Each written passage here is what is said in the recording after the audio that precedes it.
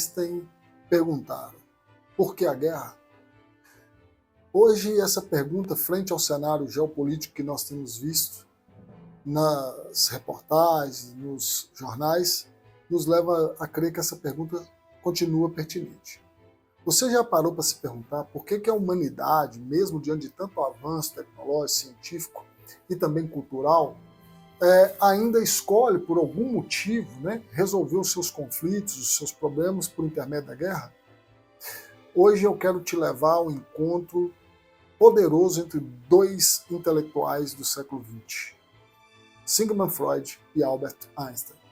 E como essa conversa entre esses dois intelectuais, que ocorreu em 1932, ainda ressoa e ecoa, sobre os conflitos que nós podemos ver hoje entre a Rússia e a Ucrânia, ou entre Israel e o Irã, dentre outros também.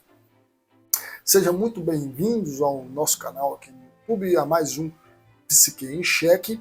Antes de nós abordarmos a temática de hoje, eu peço, como sempre, a você se inscreva no canal, ative aí os sininhos de notificações, deixa aí seu like, deixa também seu comentário. Isso ajuda muito aqui, é muito importante para nos fazer crescer aqui, alcançarmos mais pessoas, falando de psicanálise, psicologia, filosofia e pensamentos contemporâneos. Dito isso, agora nós podemos abordar a temática, enfim. Em 1932, a Liga das Nações, sim, você não pensou errado, essa Liga das Nações é a mesma que vem a posteriori, desenvolver-se e chegar no que nós hoje conhecemos como Organização das Nações Unidas, a ONU. Após a Primeira Guerra Mundial, eles convidaram intelectuais do mundo inteiro para que eles escolhessem um outro intelectual por quem eles pudessem conversar, discutir, o que levava o homem, o ser humano, a buscar resolver os problemas por meio de algo tão brutal como a guerra. Dentre esses muitos intelectuais, mundo afora, estava Albert Einstein. E como já adiantado, ele escolhe Sigmund Freud para fazer isso. Assim, Einstein então vai começar numa carta que ele escreve direcionada a Freud, questionando se há algum caminho, se existia algum caminho para libertar os homens da fatalidade da guerra. E aí Freud vai responder assim, numa carta brilhante também, uma carta com um conteúdo denso, duro e profundamente realista, que ficou conhecida lá no termo inglês, aqui nessa versão da Imago, Will War, ou seja, traduzido, por que a guerra. Nela, Freud não oferece assim, uma fórmula da paz, a partir do que ele está propondo, mas ele vai tentar, então, explicar psiquicamente, onde está a gênese dessa destrutividade humana que se manifesta no campo geopolítico, no campo político, o que se chama de guerra. Freud, então, ele vai argumentar que os seres humanos não são movidos apenas por desejos amorosos, pela união ou pelo progresso, mas que há uma força tão fundamental quanto funcionando no ser humano, o desejo de destruir, agredir e eliminar o outro. Para Freud há vamos assim dizer, uma dualidade pulsional, uma dualidade de pulsões, que gera conflitos em todas as pessoas. Eros, pulsão de vida, e Thanatos, pulsão de morte. Eu sei que você agora talvez está pensando lá naquele filme, aquele ser destruidor que acaba com tudo, e é disso mesmo que se trata. Isso porque na visão de Freud, na interpretação da psicanálise freudiana, ele levava em consideração o processo de seleção natural, como argumentado por Lamarck, como é bem conhecido por Charles Darwin. Nesse sentido, assim, para o Freud, todos os seres humanos têm uma tendência inata de busca de prazer e evitação de desprazer. Nesse sentido, diante das agúrias da vida, diante das problemáticas, das intempéries, o ser humano busca voltar a ser uma criatura inerte, ou seja, eliminar toda e qualquer forma de sofrimento que ele possa ter. Isso, claro, de forma inconsciente, gente? Mas calma que essa pulsão de morte não contrapõe necessariamente ao que ele chama de pulsão de vida. Na verdade, diz Freud que ela está a serviço da pulsão de vida. A pulsão de morte está a serviço da vida. Né? Isso porque você pode agora ficar confuso, mas eu vou tentar explicar. Se elas não estão assim em oposição uma à outra, né? Por que existe duas pulsões? E para piorar, uma delas ainda chama pulsão de vida. Você pode questionar. É simples, é porque a pulsão de vida não visa eliminar que o ser humano morra, mas na verdade ela quer que o ser humano cumpra essa questão pelo processo natural. Já o objetivo da pulsão de morte é adiantar o processo, ou seja, é buscar a destrutividade para que volte a ser uma criatura inerte de uma maneira mais simples, como antes, lá no início da vida toda, né? Porque, como eu falei, leva em consideração a ideia de Charles Darwin de Lamarck. Você pode agora pensar, mas como que isso se manifesta em outras questões? Na agressividade do cotidiano, em vícios que as pessoas buscam e que estão muitas vezes prejudicando ele, colocando-se em risco, por exemplo, em esportes radicais, em situações de risco constante. Isso muitas vezes pode estar por trás uma operação da pulsão de morte, sabe?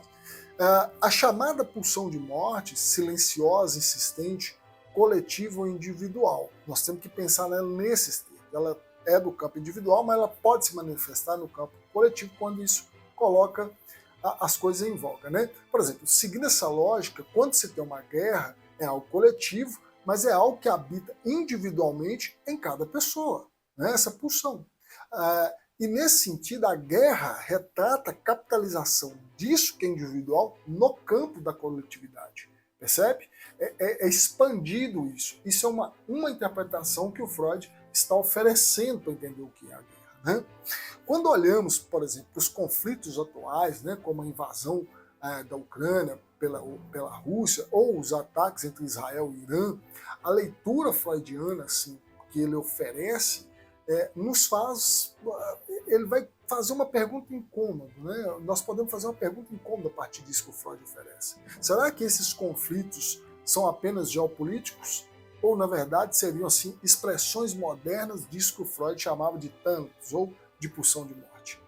Freud, ele descreveu assim que por trás, né, de justificativas muitas vezes políticas, religiosas, disputas territoriais, há uma estrutura psíquica que capitaliza isso, que canaliza essa agressividade em larga escala e se manifesta no campo, como eu já falei, podendo ocasionar nas guerras. O nacionalismo, o ressentimento histórico, a lógica de vingança, né, tudo isso alimenta a economia pulsional da guerra no ser humano. Então, isso se manifesta individualmente, mas quando isso tem alguém ou algumas pessoas com poder, você já viu no que pode dar. Então a guerra não seria apenas um erro da razão. Ela, na verdade, né, seria a vitória da pulsão de morte sobre Eros, né, sobre o laço, sobre a cultura, sobre o pacto social que existe. Percebe? Albert Einstein, ele era um homem da ciência, né? Era alguém que pensava, o Freud também era, mas o Einstein, sobretudo, era um homem da ciência. Né? E ele acreditava que a razão, o progresso, as instituições poderiam, vamos assim dizer, frear essa barbárie que é a guerra. Porém, o Freud, por outro lado, né, era mais cético concernente isso. O direito é a força da comunidade, dizia o Freud, né? Mas ele alertava que o direito só se impõe quando a força coletiva se impõe. Ou seja, não basta apelar à racionalidade para resolver as coisas. É preciso reconhecer, antes de tudo, né, que o irracional habita no ser humano. Ou seja, esse processo primário, a qual resulta no que ele chamou de processo inconsciente, ou de id. Né? Freud não estava assim, sendo pessimista à toa, mas ele também acreditava em um caminho. Né? A única via na interpretação do Freud, né, de conter a guerra, era promover e fortalecer os laços, sabe, entre os povos, do amor, da cultura, enfim, da educação e da consciência ética. Então, fortalecendo isso é uma forma de tentar frear essa pulsionalidade de morte. Porém, isso exige assim, um esforço de todos nós, todas as pessoas, não só de determinadas, né, da sociedade toda. o prazer na dominação, no ódio e na destruição, precisa ser dominado por todos nós, ou pelo menos tentar ser contido, né? A paz, então, é um estado, não é um estado natural, ela é uma construção, né? Precária, que exige de todos nós, assim, um trato, né? Para tentar conter isso, que é pulsional em todos nós. Mas e você, assim, o que você acha? Que nós estamos todos condenados a ficar repetindo as guerras? Ou existe algum caminho, né, para que a civilização se mantenha sem se destruir? Eu queria ouvir você, queria que você deixasse aqui nos comentários o que você pensa e, acima de tudo, que você possa, então, compartilhar esse vídeo com o máximo de pessoas que você puder para a gente conseguir alcançar as pessoas, né? E ver o que elas acham disso tudo. Entender o que é a guerra, gente, dentro de nós, talvez seja o primeiro passo, assim, para nós conseguirmos aí, talvez, enfrentar as guerras externas, né? Essas guerras mais amplas, né? E aí Freud e Einstein, quando perguntam, né, por que a guerra, talvez uma questão a ser pensada é que a guerra começa onde termina, no caso, o pensamento. Mais uma vez, diga aí nos comentários, você já sabia desse texto, sabia desse diálogo de Freud com Einstein? Deixa nos comentários, quero ouvir você.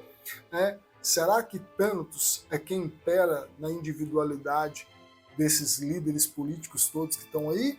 Ou isso, e por fim, né, isso tem atingido todos os povos, no caso, esses que estão em conflito, e claro, chega até de todos nós também. No mais, muito obrigado por ter ficado até aqui, né? Até o nosso próximo vídeo. E cuidado com a pulsão de morte que existe dentro de todos nós. Valeu e até o nosso próximo vídeo.